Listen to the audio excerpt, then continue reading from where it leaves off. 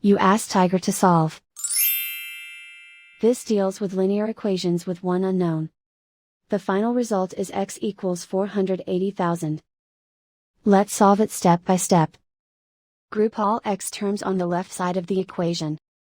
Subtract x from both sides.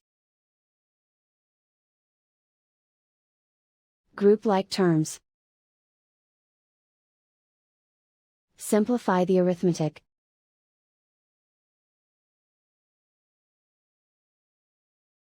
Group all constants on the right side of the equation. Subtract 600,000 from both sides. Simplify the arithmetic.